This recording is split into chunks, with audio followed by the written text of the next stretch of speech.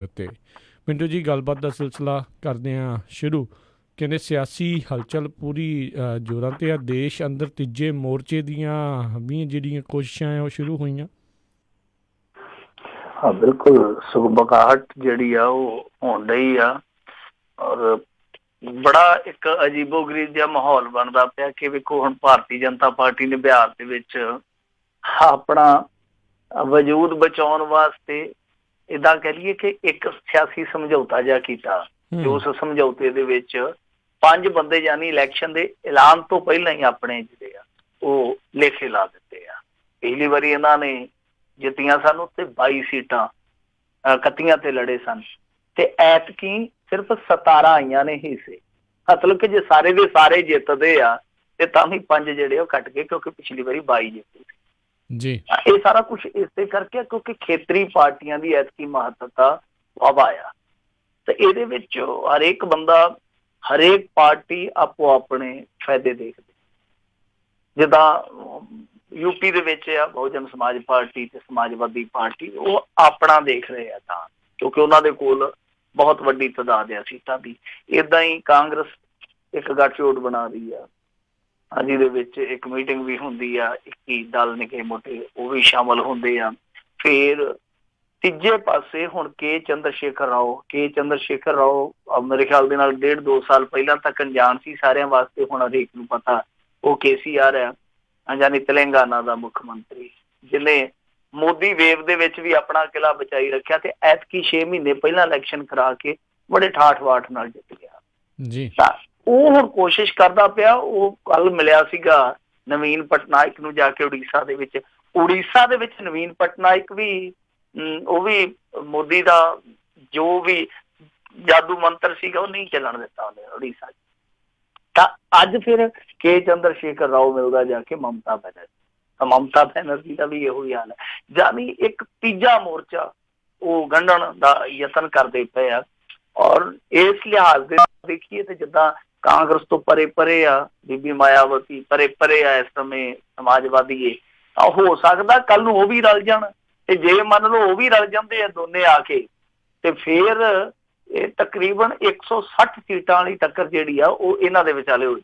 ਉਹਦੇ ਚੋਂ ਮੰਨ ਲਓ ਜੇ 100 ਵੀ ਖੜਦੇ ਆ ਤਾਂ ਫਿਰ ਪੇਚ ਕਸੂਤਾ ਫਸਾ ਦੇਣਗੇ ਜੇ ਮੰਨ ਲਓ ਦੂਸਰੀਆਂ ਦੋਨੇ ਪਾਰਟੀਆਂ ਜਿਹੜੀਆਂ ਉਹ ਬਰੋਬਰ ਰਹਿ ਜਾਣ। ਇਸ ਸੂਰਤ ਦੇ ਵਿੱਚ ਇਹ ਜਿਹੜਾ ਤੀਜਾ ਮੋਰਚਾ ਹੁਣ ਸਾਰਿਆਂ ਦੀ ਨਿਗਾਹ ਇਹਦੇ ਤੇ ਵੀ ਆ ਗਈ ਆ ਕਿ ਕੀ ਐਤਕੀ ਟੱਕਰ ਤਕੋਨੀ ਹੋਣ ਜਾ ਰਹੀ ਹੈ ਜਾਂ ਇਹ ਗੁਣਾ ਜਿਹੜਾ ਉਹ ਬਹੁਤ ਹੱਦ ਤੱਕ ਤੀਸਰੇ ਮੋਰਚੇ ਤੇ ਵੀ ਪੈ ਸਕਦਾ। ਤੁਹਾਨੂੰ ਯਾਦ ਹੋਣਾ ਜਦੋਂ ਇਹੋ ਜਿਹੀ ਸੂਰਤ ਹਾਲ ਸੀਗੀ ਤਾਂ HD ਦੇਵਗੜਾ ਕਰਨਾਟਕ ਦਾ ਮੁੱਖ ਮੰਤਰੀ ਹੋਇਆ ਕਰਦਾ ਸੀ, ਤੁਹਾਨੂੰ ਰਾਤੋਂ ਰਾਤ ਟੈਲੀਫੋਨ ਕਰਕੇ ਉੱਥੋਂ ਸੱਦਿਆ ਗਿਆ ਸੀਗਾ ਕਿ ਆ ਜਾ ਭਾਈ ਹੁਣ ਤੂੰ ਪ੍ਰਧਾਨ ਮੰਤਰੀ ਬਣਨਾ।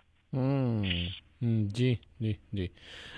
ਅਗਲੀ ਆਪਾਂ ਮਿੰਟੂ ਜੀ ਗੱਲ ਕਰਦੇ ਹਾਂ ਪੰਚਾਇਤੀ ਚੋਣਾਂ ਵਿੱਚ ਹਾਈ ਕੋਰਟ ਦਾ ਫੈਸਲਾ, ਕਾਗਜ਼ ਰੱਦ ਹੋਣ ਵਾਲਿਆਂ ਨੂੰ ਮੌਕਾ। ਦੇਖੋ ਪੰਚਾਇਤੀ ਚੋਣਾਂ ਦੇ ਵਿੱਚ ਹਰ ਇੱਕ ਵਾਰ ਇੱਕ ਰਿਕਾਰਡ ਬਣਦਾ ਇੱਕ ਧੱਕੇ ਦਾ ਤੇ ਇੱਕ ਜੋ ਲੜਾਈ ਪੜਾਈ ਹੁੰਦੀ ਆ। ਜਿੱਦਾਂ ਆਪਣੇ ਵਿਆਹ ਆਪਾਂ ਕਹਿੰਦੇ ਆ ਨਾ ਪੰਜਾਬੀ ਕੇ ਪੁਰਾਣੇ ਸਮਿਆਂ 'ਚ ਕਹਿੰਦੇ, ਹੁਣ ਤਾਂ ਮੈਨੂੰ ਪਤਾ ਨਹੀਂ ਆ, ਉਦੋਂ ਕਹਿੰਦੇ ਹੁੰਦੇ ਕਿ ਜਿੰਨਾ ਚਿਰ ਛਿੱਤਰ ਰੋਟੀ ਤੇ ਛਿੱਤਰ ਨਾ ਚੱਲੇ ਵਿਆਹ ਕਾਹਦਾ। ਤੇ ਓਦਾਂ ਹੀ ਆਪਣੇ ਪੰਜਾਬੀਆਂ ਨੇ ਵੀ ਇਲੈਕਸ਼ਨਾਂ ਨੂੰ ਇਸ ਤਰ੍ਹਾਂ ਹੀ ਬਣਾਇਆ ਹੋਇਆ ਕਿ ਕੋਈ 20-25 ਜਿਹੜੇ ਉਹ ਚੋਂਦੇ ਨਾ ਜਾਣ ਹਸਪਤਾਲਾਂ ਨੂੰ ਤੇ ਫਿਰ ਇਲੈਕਸ਼ਨ ਕਾਹਦਾ। ਤਾਂ ਇਹ 2 ਰਿਕਾਰਡ ਬਣਦੇ ਇੱਕ ਧੱਕੇਸ਼ਾਹੀ ਵਾਲਾ ਪੰਚਾਇਤੀ ਚੋਣਾਂ 'ਚ ਤੇ ਖਾਸ ਤੌਰ ਤੇ, ਦੂਸਰਾ ਲੜਾਈ ਪੜਾਈ ਵਾਲਾ। ਔਰ ਇਹ ਉਹੀਓ ਹੀ ਕਰਦਾ ਜਿਹੜਾ ਪਾਵਰ ਦੇ ਵਿੱਚ ਹੁੰਦਾ। ਪਰ ਐਤਕੀ ਇੱਕ ਚੀਜ਼ ਹੋਰ ਵੀ ਵੇਖਣ ਵਾਲੀ ਮਿਲੀ ਹੈ ਕਿ ਜਿਹੜੇ ਪਾਵਰ 'ਚ ਉਹਨਾਂ ਦੇ ਆਪਣੇ ਵਿਧਾਇਕ ਵੀ ਰੋਣ ਡਏ ਆ ਕਿ ਸਾਡੇ ਨਾਲ ਧੱਕਾ ਹੋ ਗਿਆ। ਖੈਰ ਇਹ ਮਾਮਲਾ ਜਿਹੜਾ ਬੜਾ ਗੰਭੀਰ ਆ ਲੋਕਤੰਤਰ ਵਾਸਤੇ। ਦੇਖੋ ਲੋਕਾਂ ਲਈ ਇਹ ਮਜ਼ਾਕ ਹੋ ਸਕਦਾ, ਲੋਕਾਂ ਲਈ ਇਹ ਇਲੈਕਸ਼ਨ ਹੈ ਨਾ ਜਿਹੜਾ ਮਜ਼ਾਕ ਹੋ ਸਕਦਾ, ਲੋਕ ਜਾਂ ਬੇਬਸੀ ਜ਼ਾਹਰ ਕਰ ਸਕਦੇ ਕਿ ਸਾਰਾ ਕੁਛ ਭਾਈ ਏਦਾਂ ਹੀ ਚੱਲੂਗਾ। ਪਰ ਜੇ ਜਮਹੂਰੀਅਤ ਦੇ ਆਪਾਂ ਤਕਾਜ਼ੇ ਨਾਲ ਦੇਖੀਏ ਇਹ ਚੀਜ਼ ਇੰਡੀਆ 'ਚ ਬਹੁਤ ਖਤਰਨਾਕ ਵਾਪਰਦੀ ਪਈ ਆ, ਬਹੁਤ ਖਤਰਨਾਕ ਆ।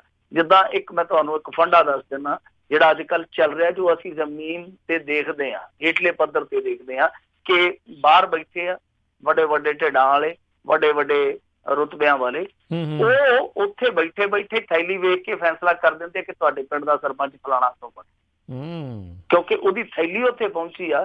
ਫਿਰ ਉਹ ਸਾਰਾ ਥੈਲਾ ਹੀ ਪਿੰਡ ਵਾਲਾ ਖਾਲੀ ਕਰ ਦਿੰਦਾ। ਤਾਂ ਇਹ ਪੰਜਾਬ ਦੇ ਵਿੱਚ ਜਿਹੜਾ ਚੱਲਣ ਚੱਲ ਪਿਆ ਨਾ, ਇਹ ਬਹੁਤ ਮਾਰੂ ਆ ਤੇ ਬਹੁਤ ਖਤਰਨਾਕ ਹੈ ਜਮਹੂਰੀਅਤ ਵਾਸਤੇ। ਸੋ ਇਹ ਦੇਖਣਾ ਹੋਊਗਾ ਕਿ ਇਹ ਸਿਸਟਮ ਹੁਣ ਅੱਗੇ ਕਿੰਨਾ ਕੁ ਖਰਾਬ ਹੁੰਦਾ। ਸੁਧਾਰ ਦੀ ਤੇ ਉਮੀਦ ਹੀ ਨਾ ਕਰੀਏ ਛੇਤੀ, ਇਹ ਵੇਖਣਾ ਹੋਊਗਾ ਕਿ ਅੱਗੇ ਵਿਗਾੜ ਕਿੰਨਾ ਕੁ ਪੈਂਦਾ। ਤੇ ਮੋਹਰਾਂ ਲੱਗਣ ਡਈਆਂ, ਜਿੱਦਾਂ ਮੈਂ ਤੁਹਾਨੂੰ ਕਿਹਾ, ਜਿਹੜੀਆਂ ਗੱਲਾਂ ਮੈਂ ਕਹਿ ਰਿਹਾ ਤਾਂ ਇਹਨਾਂ ਦੇ ਆਪਣੇ ਬੰਦੇ, ਇੱਕ ਫਿਰੋਜ਼ਪੁਰ ਵਾਲੀ ਵਿਧਾਇਕਾ ਨੇ ਕਿਹਾ, ਇਹ ਐਸਾ ਹੀ ਇੱਕ ਇਲਜ਼ਾਮ ਸੰਗਤ ਸਿੰਘ ਗਿਲਜੀਆ ਨੇ ਲਾਇਆ, ਉਹ ਵੀ ਵਿਧਾਇਕ ਇਹਨਾਂ ਦਾ।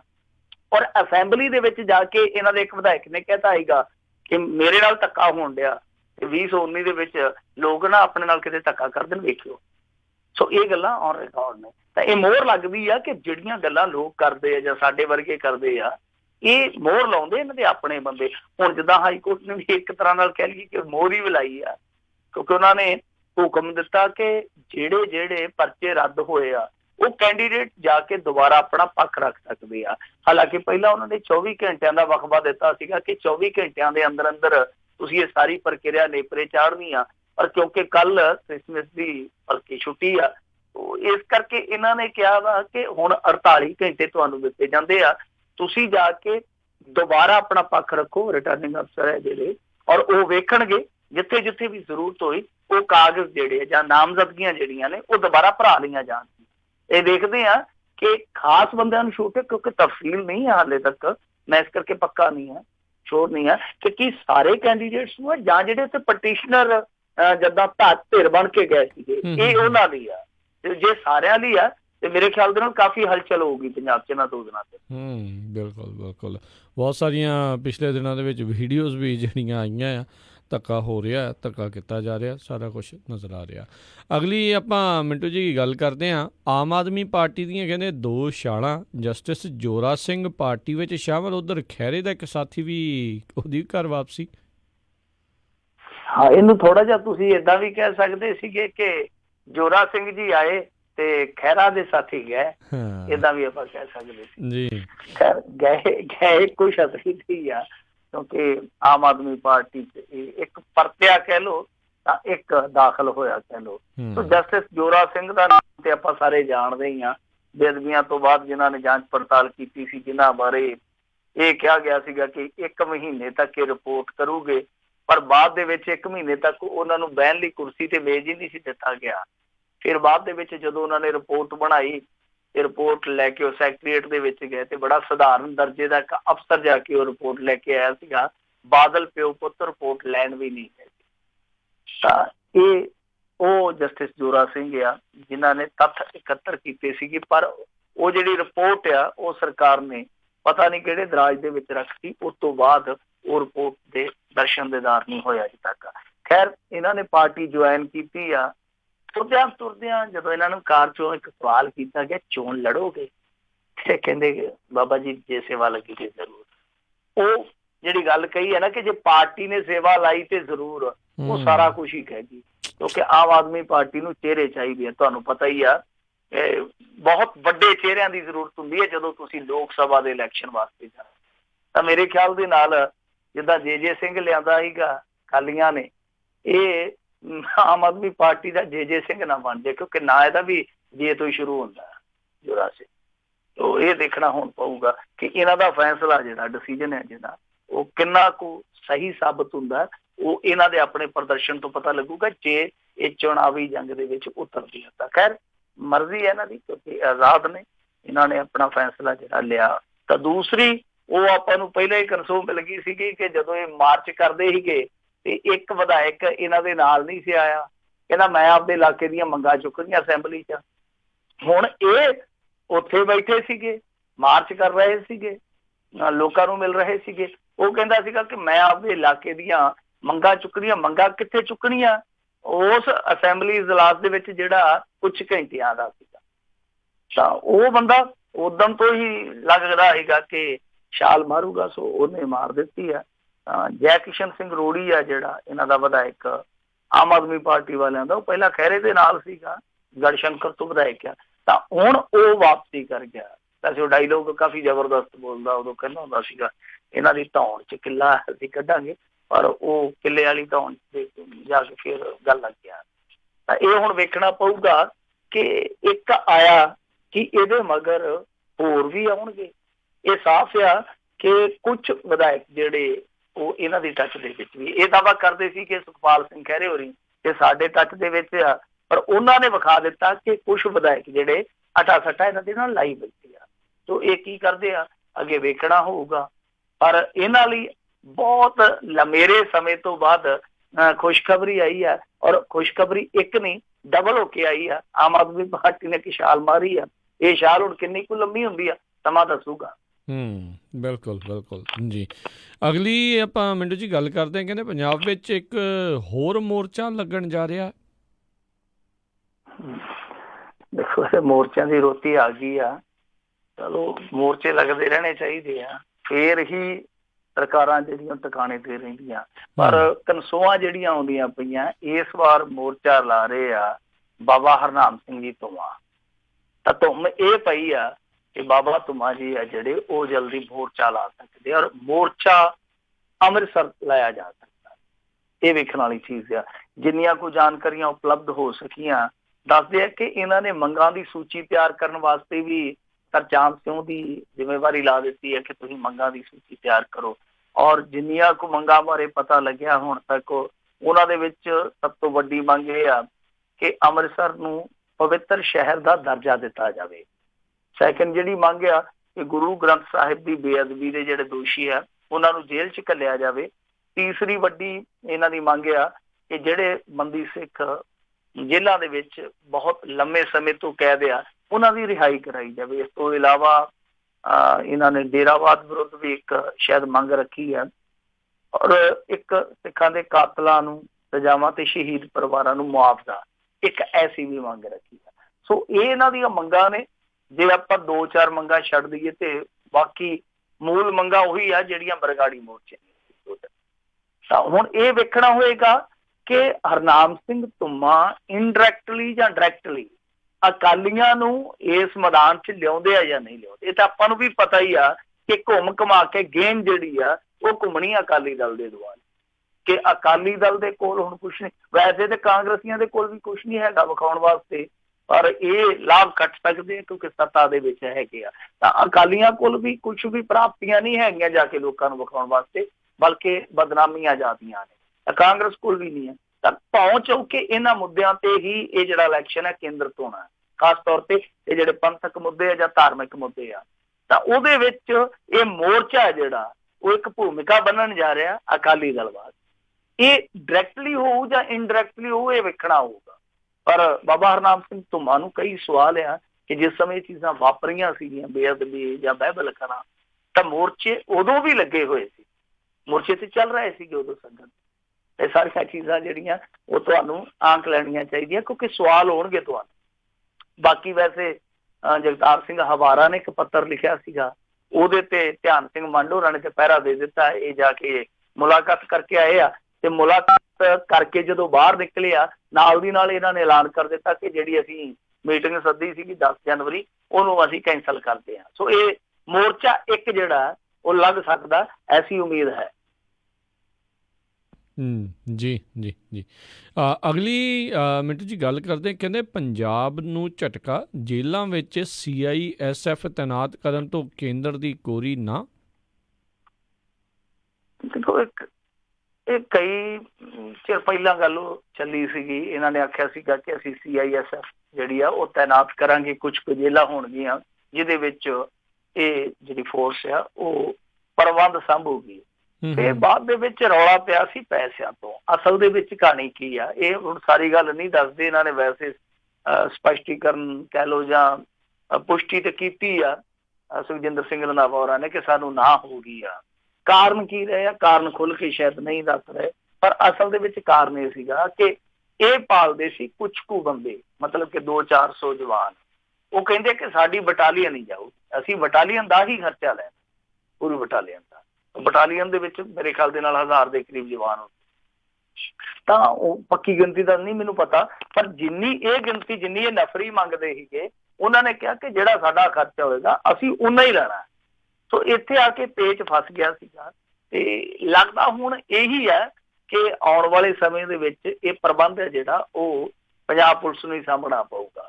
ਵੈਸੇ ਇਹਨਾਂ ਨੇ ਕਿਹਾ ਅੱਜ ਸੁਖਜਿੰਦਰ ਸਿੰਘ ਰੰਧਾਵਾ ਨੇ, ਇਹ ਕਹਿੰਦੇ ਕਿ ਦੇਖੋ ਜੀ, ਇਹ ਅਸੀਂ ਪ੍ਰਬੰਧ ਸੰਭਾਲ ਸਕਦੇ ਹਾਂ। ਤੇ ਬੰਦਾ ਪੁੱਛੇ ਜੇ ਤੁਸੀਂ ਸੰਭਾਲ ਸਕਦੇ ਹੋ ਤੇ ਫੇਰ ਇਹ ਉੱਥੇ ਜਾ ਕੇ ਮੰਗ ਕਰਨੀ, ਫੇਰ ਕਈ ਮਹੀਨੇ ਉਹਨਾਂ ਦੇ ਵੱਲ ਵੇਖੀ ਜਾਣਾ, ਇਹ ਕੀ ਤਮਾਸ਼ਾ ਸੀਗਾ। ਔਰ ਸਭ ਤੋਂ ਜ਼ਰੂਰੀ ਚੀਜ਼ ਜਿਹੜੀ ਕਰਨ ਵਾਲੀ ਹੈ ਰਾਜ ਕਰਨਵੀਰ ਸਿੰਘ ਜੀ, ਉਹ ਇਹ ਆ ਕਿ ਇੱਕ ਤੇ ਜ਼ਿਲ੍ਹਾ ਦੇ ਵਿੱਚ ਸੁਧਾਰ ਦੇ ਪ੍ਰੋਗਰਾਮ ਕੀਤੇ ਜਾਣ, ਜਿਹੜੇ ਕਿ ਬਹੁਤ ਜ਼ਰੂਰੀ ਆ ਪੰਜਾਬ ਦੀਆਂ ਜੇਲ੍ਹਾਂ 'ਚ।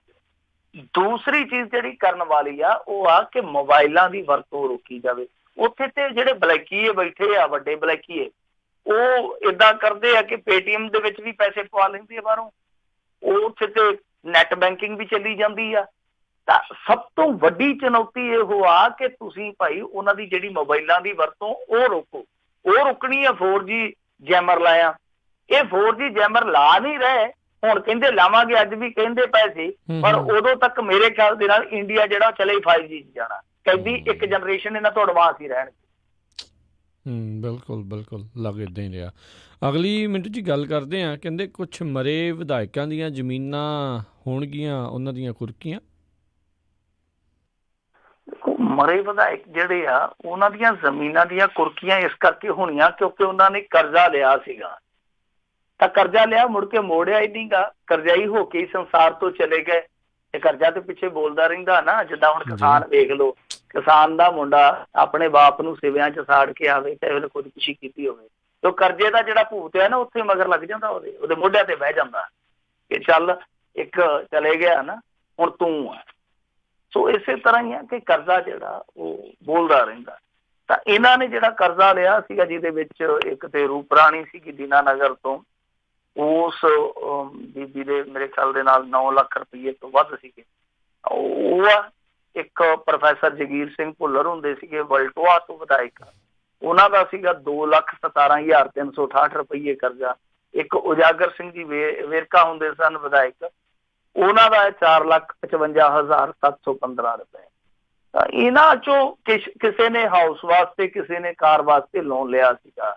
ਇਹ ਸ਼ਾਇਦ ਸਭ ਨੂੰ ਪਤਾ ਹੀ ਆ ਕਿ ਲੋਨ ਮਿਲ ਜਾਂਦਾ ਇਹਨਾਂ ਨੂੰ ਬਹੁਤ ਸੀਮਤ, ਮੇਰੇ ਖਿਆਲ ਦੇ ਨਾਲ ਵਿਆਜ ਹੁੰਦੀ ਨਹੀਂ, ਜੇ ਹੁੰਦੀ ਹੈ ਤੇ ਬਹੁਤ ਮਾਮੂਲੀ ਹੁੰਦੀ ਹੈ, ਬਹੁਤ ਬਹੁਤ ਘੱਟ ਦਰ ਹੁੰਦੀ ਹੋਏਗੀ। ਔਰ ਤੁਹਾਨੂੰ ਸ਼ਾਇਦ ਇਹ ਵੀ ਜਾਣਕਾਰੀ ਹੋਊਗੀ ਕਿ ਲਾਲ ਬਹਾਦਰ ਸ਼ਾਸਤਰੀ ਨੇ ਆਪਣੀ ਕਾਰ ਜਿਹੜੀ ਉਹ ਕਿਸ਼ਤਾਂ ਤੇ ਲਈ ਸੀ। ਉਹ ਇੱਕ ਉਦਾਹਰਨ ਦਿੱਤੀ ਜਾਂਦੀ ਹੈ ਕਿ ਸ਼ਾਸਤਰੀ ਵਰਗਾ ਪ੍ਰਧਾਨ ਮੰਤਰੀ ਸ਼ਾਇਦ ਹੀ ਕੋਈ ਹੋਵੇ ਜਿਹਨੇ ਕਾਰ ਉਦੋਂ ਜਿਹੜੀ ਹੈ ਉਹ ਲੋਨ ਤੇ ਲਈ ਸੀਗੀ, ਔਰ ਉਹਦੇ ਪਰਿਵਾਰ ਨੇ ਬਾਅਦ ਦੇ ਵਿੱਚ ਉਹ ਲੋਨ ਜਿਹੜਾ ਕਲੀਅਰ ਕੀਤਾ ਉਹਨਾਂ ਦੇ ਜਾਣ ਤੋਂ ਬਾਅਦ। ਤਾਂ ਇਹਨਾਂ ਨੇ ਜਿਹੜਾ ਕਰਜ਼ਾ ਲਿਆ ਸੀਗਾ ਉਹਦੀ ਮੁੜ ਕੇ ਵਸੂਲੀ ਨਹੀਂ ਕਰਵਾਈ ਜਾਣੀ, ਅਦਾਇਗੀ ਨਹੀਂ ਕੀਤੀ। ਸਿੱਟੇ ਦੇ ਵਿੱਚੋਂ ਜਦੋਂ ਹੁਣ ਇਹ ਸੰਸਾਰ 'ਚ ਨਹੀਂ ਰਹੇ ਤੇ ਇਹਨਾਂ ਦੀਆਂ ਕੁਰਕੀਆਂ ਜਿਹੜੀਆਂ ਉਹ ਕੀਤੀਆਂ ਜਾਣਗੀਆਂ। ਚਲੋ ਇਹ ਤੇ ਜਿਹੜੇ ਚੱਲ ਵਸੇ ਉਹਨਾਂ ਤੇ ਤਾਂ ਜ਼ੋਰ ਚੱਲ ਪਿਆ, ਤੇ ਜਿਹੜੇ ਜਿਉਂਦੇ ਹੀ ਨੱਪ ਕੇ ਬੈਠੇ ਆ ਕਰਜ਼ਾ ਉਹਨਾਂ ਬਾਰੇ ਵੀ ਜਾਣਕਾਰੀ ਦੇਣੀ ਚਾਹੀਦੀ ਆ। ਜਿੰਨੀ ਕੁ ਮੈਨੂੰ ਜਾਣਕਾਰੀ ਆ ਕਿ ਕੁਛ ਐਸੇ ਵਿਧਾਇਕ ਆ, ਕੁਛ ਐਸੇ ਲੀਡਰ ਆ ਜਿਨ੍ਹਾਂ ਦੇ ਵੱਲ ਉਦੋਂ ਤੇ ਕਿਉਂਕਿ ਲੱਖਾਂ 'ਚ ਜਾ ਸੀਗਾ, ਹੁਣ ਜਿਹੜਾ ਇਹ ਲੋਨ ਆ ਉਹ ਕਰੋੜਾਂ ਤੱਕ ਵੀ ਚਲੇ ਜਾਂਦਾ ਕਈ ਦਫਾ। ਸੋ ਕਈ ਲੱਖਾਂ ਰੁਪਈਆ ਜਿਹੜਾ ਉਹ ਕੁੰਡਲੀ ਮਾਰ ਕੇ ਬੈਠੇ ਆ, ਜਿਹੜੇ ਆ ਮੌਕੇ ਦੇ ਕੁਛ ਲੋਕ ਆ ਜਿਹੜੇ ਉਹ ਇਸ ਸਮੇਂ ਸੱਤਾ 'ਚ ਵੀ ਆ ਜਾਂ ਵਿਰੋਧ ਦੇ ਵਿੱਚ ਵੀ ਆ। ਤਾਂ ਇਹ ਦੇਖਣ ਵਾਲੀ ਚੀਜ਼ ਆ ਕਿ ਤੁਸੀਂ ਜਿਉਂਦਿਆਂ ਤੋਂ ਵਸੂਲ ਨਹੀਂ ਕਰਦੇ, ਜਿਉਂਦਿਆਂ ਤੋਂ ਵਸੂਲ ਨਹੀਂ ਕਰਦੇ, ਮਰਿਆਂ ਤੋਂ ਬਾਅਦ ਫਿਰ ਤੁਸੀਂ ਜਾ ਕੇ ਉੱਥੇ ਰੱਸੀਆਂ ਰੱਖ ਕੇ ਥਾਵਾਂ ਮੈਨੂੰ ਨਹੀਂ ਕਿਹਾ ਸਾਡੇ ਬੈਂਕ ਦੀ ਆ, ਸਾਡੇ ਬੈਂਕ ਦੀ ਆ, ਜਦ ਕਿ ਵਸੂਲੀ ਜਿਹੜੀ ਆ ਉਹ ਓਦਾਂ ਹੀ ਹੋਣੀ ਚਾਹੀਦੀ ਆ ਜਿੱਦਾਂ ਇੱਕ ਕਿਸਾਨ ਤੋਂ ਇਹ ਕਰਦੇ ਆ। ਮੰਨ ਲਓ ਕਿਸਾਨ ਨੂੰ ਇੱਕ ਸਮਾਂ ਦਿੱਤਾ ਜਾਂਦਾ 6 ਮਹੀਨੇ ਸਾਲ, ਬਾਅਦ ਦੇ ਵਿੱਚ ਜੇ ਮੰਨ ਲਓ ਡਿਫਾਲਟ ਕਰਦਾ ਤਾਂ ਫਿਰ ਉਹੀ ਕਾਰਵਾਈ ਹੋਣੀ ਚਾਹੀਦੀ ਆ ਜਿਹੜੀ ਇੱਕ ਸਧਾਰਨ ਕਿਸਾਨ ਜਾਂ ਸਧਾਰਨ ਮਜ਼ਦੂਰ ਦੇ ਨਾਲ। ਤਾਂ ਇਹ ਮੇਰੇ ਖਿਆਲ ਦੇ ਨਾਲ ਪੈਮਾਨਾ ਬਦਲਣ ਦੀ ਜ਼ਰੂਰਤ ਆ। ਇਹ ਜਿਹੜਾ ਇਹਨਾਂ ਨੇ ਡਬਲ ਭਾਰਤ ਬਣਾਇਆ ਨਾ, ਇੱਕ ਭਾਰਤ ਉਹਨਾਂ ਦਾ, ਇੱਕ ਭਾਰਤ ਸਾਡੇ ਇਹਨਾਂ ਦਾ, ਤਾਂ ਇਹ ਜਿਹੜਾ ਨਾ ਇਹ ਫਰਕ, ਇਹ ਜਿਹੜਾ ਪਾੜਾ ਇਹ ਮਿਟਣ ਦੀ ਜ਼ਰੂਰਤ ਆ। ਜੀ ਜੀ ਜੀ।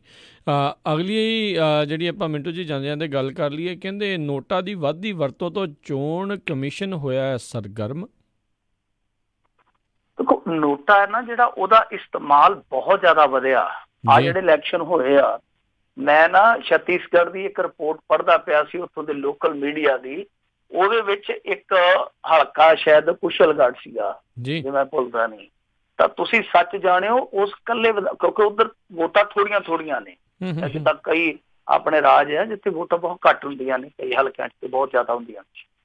ਤਾਂ ਮੈਂ ਉਹ ਪੜ੍ਹ ਰਿਹਾ ਸੀਗਾ ਕਿ ਇੱਕੋ ਹਲਕੇ 'ਚ 11,000 ਵੋਟ ਨੋਟਾਂ ਨੂੰ ਪਈ ਹੈ ਤੇ ਕਈ ਉਮੀਦਵਾਰਾਂ ਨੂੰ ਇੰਨੀ ਵੋਟ ਨਹੀਂ ਪਈ। ਤਾਂ ਉਹ ਦੇਖ ਲਓ ਹੁਣ ਤੁਸੀਂ ਕਿੰਨੀ ਵੱਡੀ ਤਾਦਾਦ ਹੈ ਜਿਹੜੀ ਉਹ ਨੋਟਾਂ ਦੀ ਵੱਧਦੀ ਪਈ ਆ। ਕੁਛ ਹੋਰ ਵੀ ਸਟੇਟਾਂ ਜਿੱਦਾਂ ਗੁਜਰਾਤ, ਬਿਹਾਰ, ਇਹਨਾਂ ਇਲਾਕਿਆਂ ਦੇ ਵਿੱਚ, ਕਰਨਾਟਕ, ਇਹਨਾਂ ਇਲਾਕਿਆਂ ਦੇ ਵਿੱਚ ਬਹੁਤ ਵੱਡੀ ਵਰਤੋਂ ਵਧੀ ਆ। ਔਰ ਤਮਿਲਨਾਡੂ ਦੇ ਵਿੱਚ ਵੀ ਮੇਰੇ ਖਿਆਲ ਦੇ ਨਾਲ ਨੋਟਾ ਜਿਹੜਾ ਉਹ ਖਾਸਾ ਪ੍ਰਚਲਿਤ ਹੋਇਆ। ਤਾਂ ਹੁਣ ਕੀ ਆ ਕਿ ਇਹਨਾਂ ਨੇ ਯਾਨੀ ਚੋਣ ਕਮਿਸ਼ਨ ਵਾਲਿਆਂ ਨੇ ਇਹ ਵੇਖਿਆ ਕਿ ਨੋਟਾਂ ਦਾ ਇਸਤੇਮਾਲ ਲਗਾਤਾਰ ਹੁੰਦਾ। ਹੁਣ ਨੋਟਾ ਜਿਹੜਾ ਜਿਵੇਂ ਮੈਂ ਅੱਗੇ ਕਹਿੰਦਾ ਹੁੰਦਾ ਕਿ ਇਹ ਹੈਗਾ ਦੰਦਹੀਣ ਸ਼ੇਰ, ਇਹਦਾ ਦੰਦ ਨਹੀਂ ਹੈਗੇ, ਜਾਂ ਕਹਿ ਲਈਏ ਕਾਗਜ਼ ਦੀ ਤਲਵਾਰ ਆ। ਸੋ ਨੋਟਾਂ ਨੂੰ ਜਿੰਨੀ ਮਰਜ਼ੀ ਵੋਟ ਪੈ ਜਾਂਦੀ ਆ, ਪਰ ਨੋਟਾ ਵਿਚਾਰਾ ਬੇਕਾਰ ਦਾ ਬੇਕਾਰ ਰਹਿ ਜਾਂਦਾ। ਜਿਹੜਾ ਵੱਧ ਲੈ ਗਿਆ ਦੂਜੇ ਤੋਂ, ਸੈਕਿੰਡ ਨੰਬਰ ਵਾਲੇ ਤੋਂ, ਉਹ ਜੇਤੂ ਦਾ ਜੇਤੂ ਹੁੰਦਾ, ਚਾਹੇ ਨੋਟਾ ਉਹਨਾਂ ਦੋਨਾਂ ਤੋਂ ਵੱਧ ਲੈ ਜਾਵੇ। ਤਾਂ ਇਹ ਇੱਕ ਕਾਨੂੰਨ ਦੀ ਮੰਗ ਕਰਦਾ ਕਿ ਇੱਕ ਸੋਧ ਕੀਤੀ ਜਾਵੇ ਕਾਨੂੰਨ ਦੇ ਵਿੱਚ। ਇਹ ਕਾਨੂੰਨ ਬਣਾ ਦਿੱਤਾ ਜਾਵੇ ਕਿ ਜੇ ਨੋਟਾਂ ਨੂੰ ਇੰਨੀਆਂ ਵੋਟਾਂ ਪੈਂਦੀਆਂ ਜਾਂ ਉਹਨਾਂ ਜੇਤੂਆਂ ਦੇ ਨਾਲੋਂ, ਜਿਹੜੇ ਹਲਕਿਆਂ 'ਚ ਜਿੱਤੇ ਆ, ਉਹਨਾਂ ਦੇ ਨਾਲੋਂ ਕਿਤੇ ਵੀ ਨੋਟਾਂ ਨੂੰ ਵੋਟਾਂ ਵੱਧ ਪੈਂਦੀਆਂ, ਤਾਂ ਫਿਰ ਉੱਥੇ ਦਾ ਇਲੈਕਸ਼ਨ ਹੈ ਜਿਹੜਾ ਉਹ ਰੱਦ ਕਰਵਾਇਆ ਜਾਵੇ। ਸੋ ਇਹਨਾਂ ਨੇ ਹੁਣ ਸਰਕਾਰ ਨੂੰ ਇਹ ਸਿਫਾਰਿਸ਼ ਭੇਜੀ ਆ, ਪਰ ਰੌਲਾ ਤੇ ਉੱਥੇ ਆ ਕੇ ਪੈ ਜਾਂਦਾ ਨਾ। ਕਾਨੂੰਨ ਹੁਣ ਬਣਾਉਣਾ ਕਿਹਨਾਂ ਨੇ, ਜਿਨ੍ਹਾਂ ਤੇ ਕਾਨੂੰਨ ਲਾਗੂ ਹੁੰਦੇ ਆ। ਹੁਣ ਜੇ ਇਸ ਤਰ੍ਹਾਂ ਦੀ ਵਿਵਸਥਾ ਹੁੰਦੀ ਆ ਤਾਂ ਸਭ ਤੋਂ ਜ਼ਿਆਦਾ ਨੁਕਸਾਨ ਲੀਡਰਾਂ ਦਾ ਹੋਊਗਾ। ਲੀਡਰਾਂ ਤੇ ਦਬਾਅ ਬਹੁਤ ਆ ਜਾਣਾ ਪਬਲਿਕ ਦਾ ਕਿ ਸਾਡੀ ਚੋਣ ਨਾ ਰੱਦ ਹੋ ਜਾਣ, ਕਿਉਂਕਿ ਜੇ ਇਸ ਤਰ੍ਹਾਂ ਦੀ ਸੋਧ ਹੋਈ ਨਾਲ ਉਹਦੇ 'ਚ ਇਹ ਵੀ ਪ੍ਰਬੰਧ ਹੋਊਗਾ ਕਿ ਜਿਹੜੇ ਇੱਕ ਵਾਰੀ ਨਕਾਰੇ ਗਏ ਦੁਬਾਰਾ ਨਹੀਂ ਖਲੋਗੇ, ਤਾਂ ਇੱਕ ਬਹੁਤ ਵੱਡਾ ਪ੍ਰੈਸ਼ਰ ਆ ਜਾਊਗਾ। ਸੋ ਇਸ ਕਰਕੇ ਲੱਗਦਾ ਨਹੀਂ ਆ ਕਿ ਚੋਣ ਕਮਿਸ਼ਨ ਹੈ ਜਿਹੜਾ ਉਹ ਸਿਫਾਰਿਸ਼ ਭੇਜ ਕੇ ਤੇ ਇਹਨੂੰ ਲਾਗੂ ਕਰਵਾ ਲੂਗਾ। ਇਸ ਦੇਸ਼ ਦੀ ਬਦਕਿਸਮਤੀ ਇਹੋ ਜਿਹੀ ਆ ਕਿ ਕੁਛ ਪ੍ਰਬੰਧ ਏਦਾਂ ਦੇ ਆ ਜਿਹੜੇ ਜਿੱਦਾਂ ਕਹਿ ਲਈਏ ਨਾ ਕਿ ਚੋਰ ਦੇ ਹੱਥ ਦੇ ਵਿੱਚ ਆ। ਜਿੱਦਾਂ ਚੋਰ ਦੇ ਹੱਥ ਦੇ ਵਿੱਚ ਚਾਬੀ ਆ, ਆਹ ਵਾਲਾ ਦੀ ਜਦੋਂ ਮਰਜ਼ੀ ਖੋਲੇ, ਜਦੋਂ ਮਰਜ਼ੀ ਬੰਦ ਕਰ। ਤਾਂ ਇਹੀ ਯੱਬ ਪੈਂਦਾ ਕਿ ਚੋਣ ਕਮਿਸ਼ਨ ਉਦਾਂ ਕਹਿ ਦਿੰਦੇ ਕਿ ਵਾਚ ਡੌਗ ਆ, ਪਰ ਜਦੋਂ ਤੁਸੀਂ ਉਹਦੇ ਅਖਤਿਆਰਾਤ ਦੇਖੋਗੇ, ਜਦੋਂ ਤੁਸੀਂ ਉਹਦੇ ਅਧਿਕਾਰ ਦੇਖੋਗੇ, ਉਹਦੇ ਵਿੱਚ ਸਭ ਤੋਂ ਵੱਡੀ ਖਾਮੀ ਇਹੋ ਆ ਕਿ ਉਹ ਕਾਨੂੰਨ ਆਪ ਨਹੀਂ ਬਣਾ ਸਕਦੇ, ਆਪਦੇ ਸੁਧਾਰ ਵੀ ਆਪ ਨਹੀਂ ਲਾਗੂ ਕਰ ਸਕਦੇ। ਕਾਨੂੰਨ ਬਣਾਉਣ ਦੀ ਜਿਹੜੀ ਪਾਵਰ ਆ ਉਹ ਉਹਨਾਂ ਕੋਲ ਹੀ ਆ ਜਿਨ੍ਹਾਂ ਤੇ ਉਹ ਭੌਂ ਕੇ ਲਾਗੂ ਹੋਣੇ ਤੇ ਉਹਨਾਂ ਨੇ ਨਫੇ ਨੁਕਸਾਨ ਵੇਖਣੇ ਵਿੱਚੋਂ। ਜੀ ਜੀ ਜੀ ਬਿਲਕੁਲ। ਤੇ ਮਿੰਟੂ ਜੀ, ਇਹ ਤਾਂ ਚਲੋ ਵੋਟਾਂ ਵਾਲੇ ਹੀ ਨੋਟਾਂ ਸੀ, ਤੇ ਜਿਹੜੀਆਂ ਦੂਜੀਆਂ ਨੋਟਾਂ ਦਾ ਰੌਲਾ ਪੈਂਦਾ ਰਹਿੰਦਾ ਆ ਐਕਚੁਅਲੀ ਨੋਟਾਂ ਦਾ, ਉਹਦਾ ਕੀ ਬਣੂਗਾ? ਕਿਹੜੇ ਨੋਟਾਂ? ਜਿਹੜੇ ਨੋਟ ਚੱਲਦੇ ਨੇ ਜਦੋਂ ਵੋਟਾਂ ਖਰੀਦੀਆਂ ਜਾਂਦੀਆਂ ਨੇ। ਅੱਛਾ, ਨਹੀਂ ਉਹ ਤਾਂ ਦੇਖੋ, ਉਹ ਤੇ ਲੋਕਾਂ ਤੇ ਡਿਪੈਂਡ ਆ। ਹਾਂ, ਉਹ ਤੇ ਲੋਕਾਂ ਤੇ ਡਿਪੈਂਡ ਆ।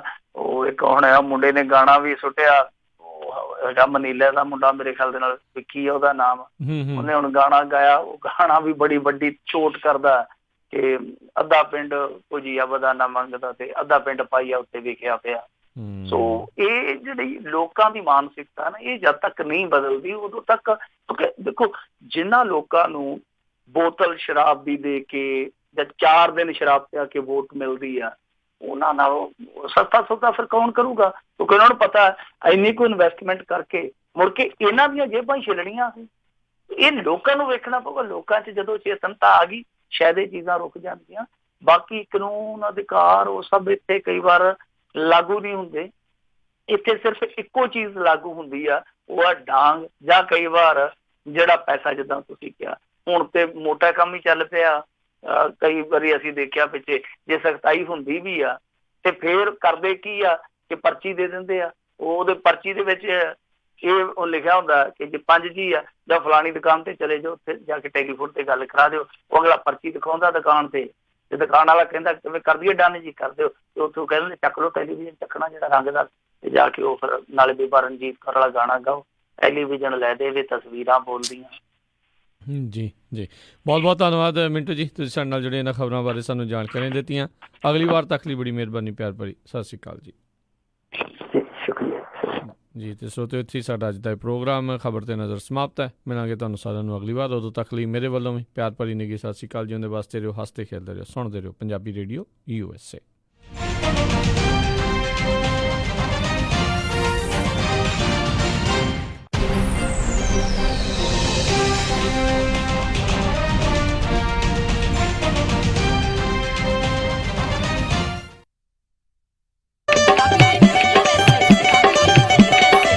ਸੁਣ ਰਹੇ ਹੋ ਪੰਜਾਬੀ ਰੇਡੀਓ USA, ਪੰਜਾਬੀਆਂ ਦੀ ਆਪਣੀ ਆਵਾਜ਼।